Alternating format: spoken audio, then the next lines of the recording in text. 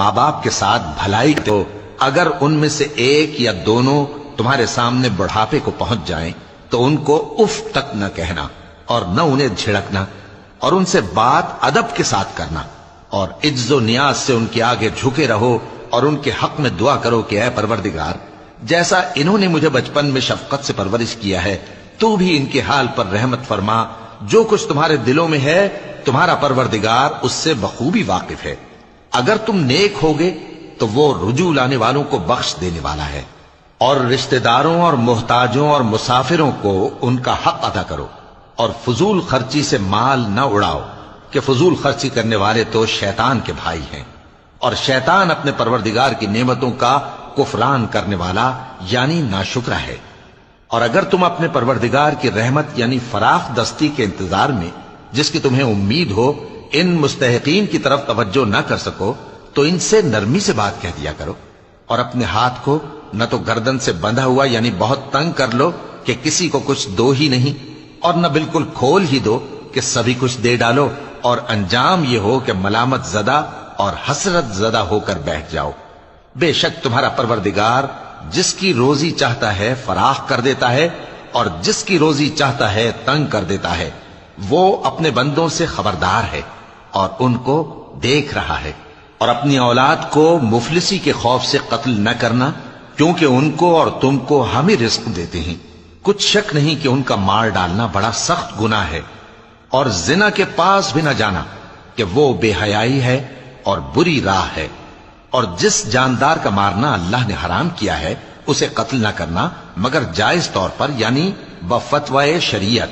اور جو شخص ظلم سے قتل کیا جائے ہم نے اس کے وارث کو اختیار دیا ہے کہ ظالم قاتل سے بدلہ لے، تو اس کو چاہیے کہ قتل کے قصاص میں زیادتی نہ کرے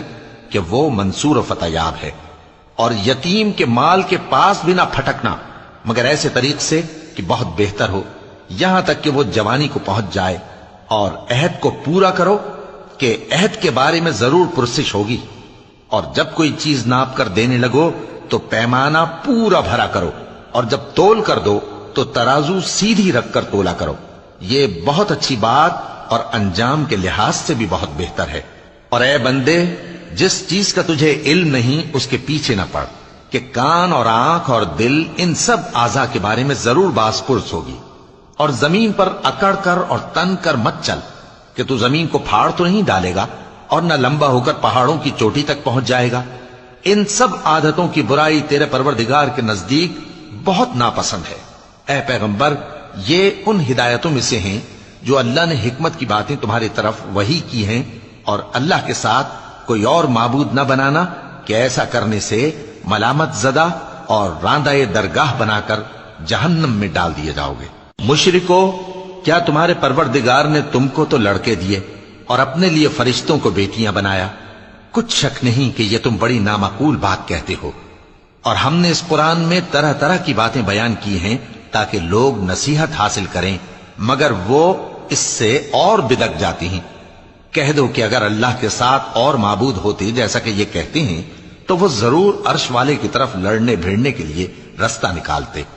وہ پاک ہے اور جو کچھ یہ بکواس کرتے ہیں اس سے اس کا رتبہ بہت عالی ہے۔ ساتوں آسمان اور زمین اور جو لوگ ان میں ہیں سب اسی کی تسبیح کرتے ہیں، اور مخلوقات میں سے کوئی چیز نہیں مگر اس کی تعریف کے ساتھ تسبیح کرتی ہے، لیکن تم ان کی تسبیح کو نہیں سمجھتے۔ بے شک وہ بردبار ہے، غفار ہے۔ اور اے نبی، جب تم قرآن پڑھا کرتے ہو تو ہم تم میں اور ان لوگوں میں جو آخرت پر ایمان نہیں رکھتے چھپا ہوا پردہ یعنی حجاب ڈال دیتے ہیں، اور ان کے دلوں پر بھی پردے ڈال دیتے ہیں کہ اسے سمجھ نہ سکیں، اور ان کے کانوں میں ثقل پیدا کر دیتے ہیں۔